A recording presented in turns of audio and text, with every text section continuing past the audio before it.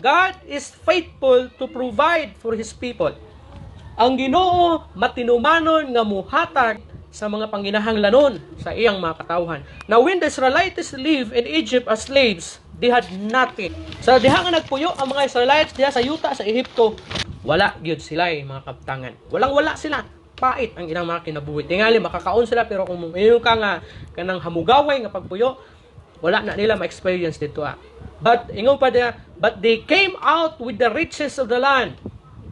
Migawas sila diha sa yuta sa Ehipto aron muadto sa nasod sa Kanaan o sa yuta sa Kanaan nga dato sila.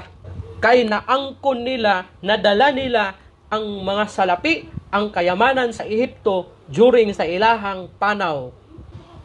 Kuya, no, ang gihimo sa Ginoo, wala lang sila gipagawas sa nasod sa Ehipto, gipadato pagid sila. Kay gipabaunan sila sa mga citizens dito sa Ehipto tungod lagi sa ilahang kahadlok nga gibati.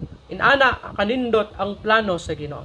Now, kung gi-provide sa Ginoo ang mga panginahanglanon niini ng mga Israelites, kaya usab i-provide sa Ginoo ang imo nga needs. So dili jud ka pasagdan sa Ginoo. Bisan tuod wala kay trabaho, wala na kay laing source, pero makakaon ka. Tuod lisod man, pait man yun.